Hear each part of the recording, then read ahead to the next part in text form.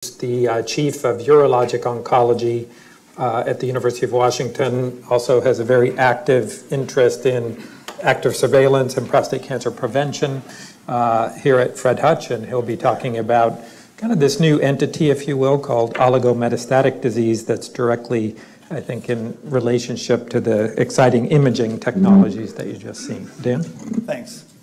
Thanks, Pete, and good morning. Thanks for coming to our symposium. I want to thank again Nola, wherever Nola is, for arranging, oh, there she is, for arranging the symposium. I want to thank Pete, too. Pete has been the mastermind of this symposium. He's been introducing all of us, but you should all know, if you don't know Pete, he's an amazing researcher, locally leading our efforts, but really worldwide expert in prostate cancer, has his hands in so many different very important missions in prostate cancer for you, your family, and your friends with prostate cancer and in the fight.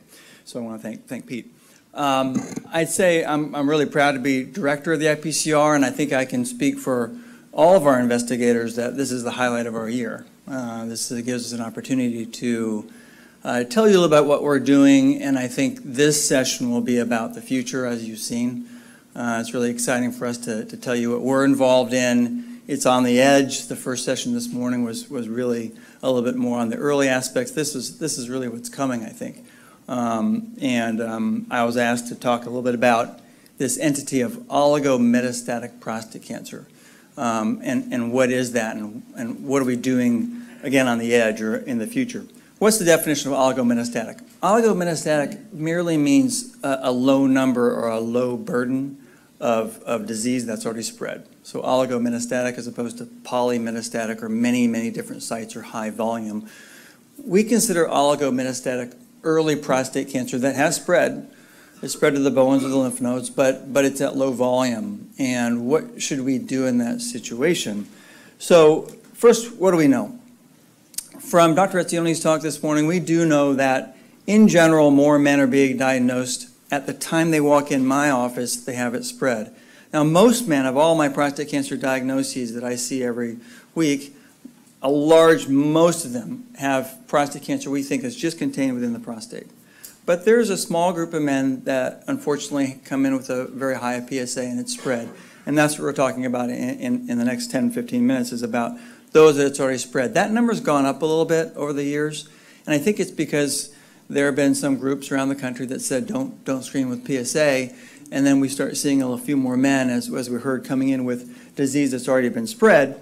And the standard of care in that setting, the cornerstone, is just to remove their male hormone testosterone, castration therapy. So that's the standard of care for someone that has disease spread.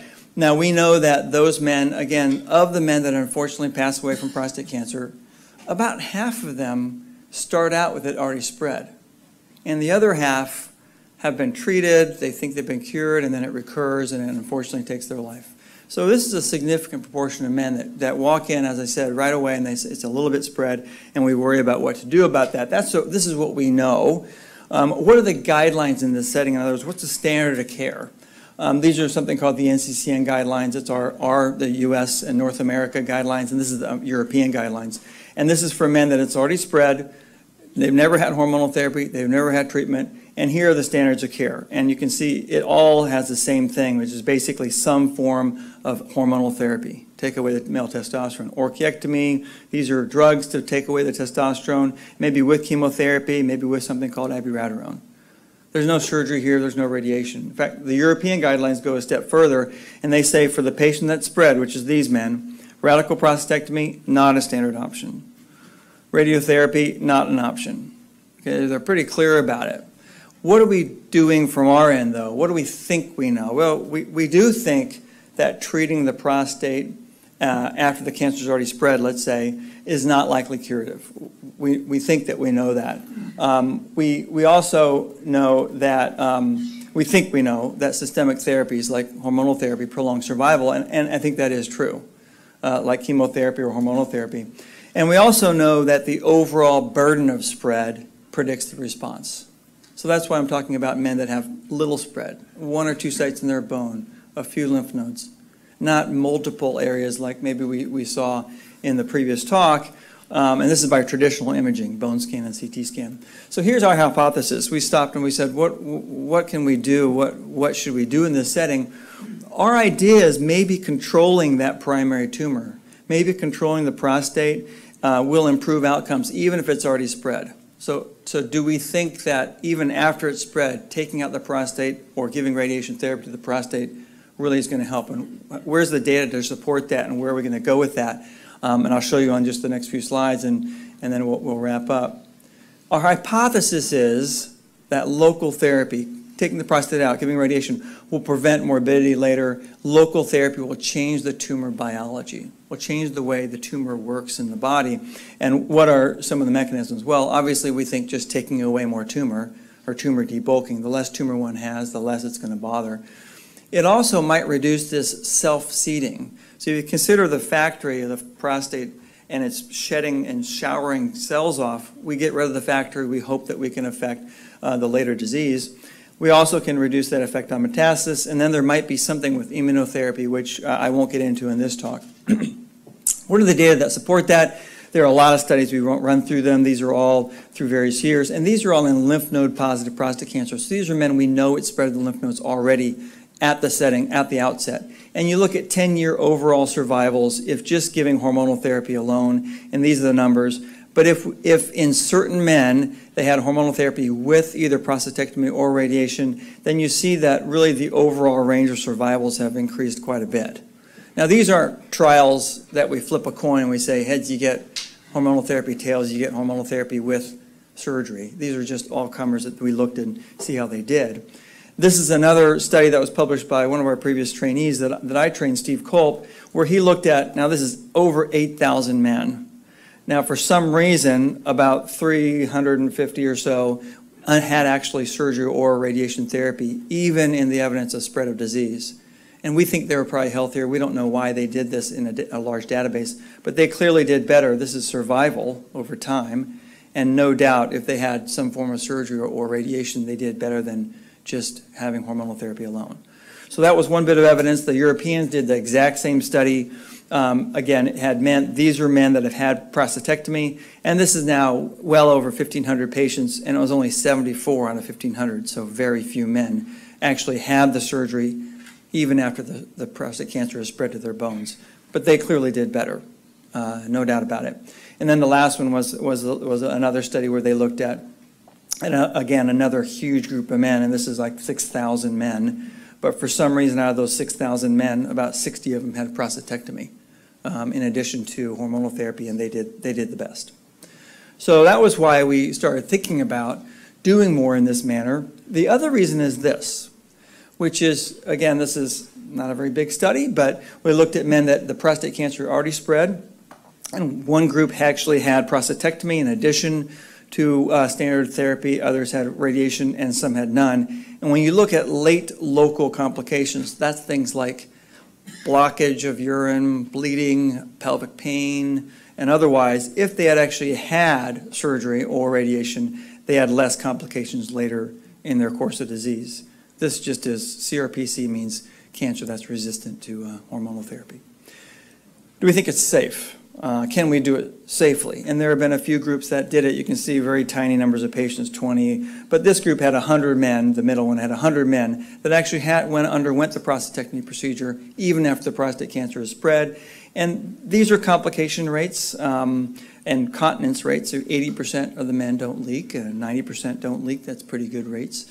So we think we can do the surgery safely. What else, and should we do this, and what have we been doing now? I'll skip this for sakes of time. We have done some animal studies, just so you know. We want to prove that we can do this before we do it in man. Obviously, this is in a mouse where we injected prostate cancer right in the prostate of the mouse, and over time, in one group, we just let it go. In the other group, we took the prostate out. Okay, so we did what we would mimic doing in a human, and indeed, in those mice that actually had treatment, they had much less number of metastasis, much less uptake of this is a tracer just looking for metastasis, so live longer and so forth. This is really fascinating, and I think this is sort of the biology we think.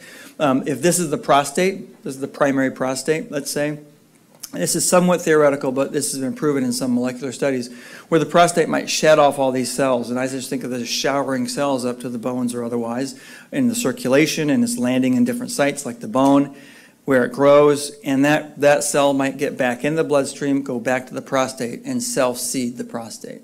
So we think, let's take the factor away, as I said. That way this cycle will be stopped.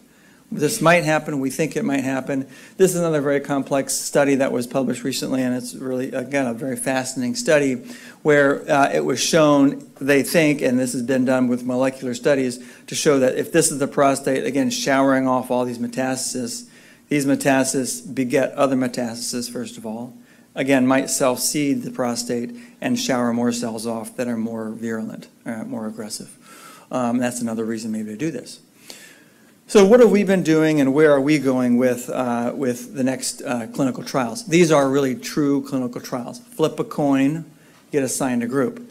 And this is a trial, a very famous trial, and it's still going in Europe, called Stampede, where these were the men walking in the door with newly diagnosed spread of disease. Flipped a coin, you get either an A, B, C, D, E, or H. G or H, and some of these are closed actually. But here you go. You see the standard is hormonal therapy alone. But there is one arm where they're giving radiation. We're going to find out where that works. Another very big study in Europe as well. Again, newly diagnosed spread disease, about 900 patients. They're still going on this study. And they either get the standard of care, as I said, the cornerstone of care, which is castration-type therapy, or with a drug, abiraterone, or with just radiation, and we're going to see how they do. This is still ongoing. This is another one, a smaller study. It's only 200 in each arm, but one arm has just standard hormonal therapy, and the other one does have radiation. All right. This is the one that we're leading, and this is a huge trial. This will be 1,000 men. We haven't started it yet. It just got approved by the NIH, national governing body, and we're going to start this trial. Again, men walking in with spread of disease. They'll be enrolled for 6 months to receive some form of treatment. Might be chemo, might be just hormonal therapy, might be abiraterone, something for about 6 months. And at the end of that, flip a coin, heads continue with surgery, or the other just continue the standard only, which is hormonal therapy. And then we're going to watch and see how they do. For the addressing of quality of life, there's going to be a huge quality of life component in John Gore, who's here. You've heard his name earlier, and he spoke last year and the year before. He's leading the quality of life effort. He's going to be looking at the quality of life in these men to make sure, we're not harming them, obviously, and do well with that. This is a national trial. It'll be probably 50 sites across the nation, and it'll be very, very fascinating. So I'll end with some cautions. Again, I think this session was about the future and what we're doing.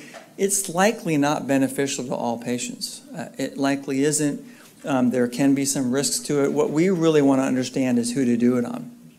So we're doing biopsies, looking at tissue, looking at serum, looking at molecules, looking at genes, and to really personalize who to do this on, because I really think it's not for everybody. But it's exciting to be a part of it. So I'll end with just a summary.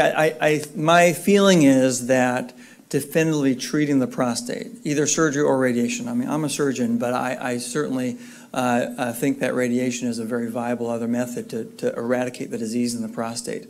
May improve outcomes. There's several ongoing trials, and I think the benefits will likely be, again, driven by the genes in the prostate biology, and it remains to be seen where we'll go from now. Thanks for your attention. I thank you again for coming, and we'll have questions later.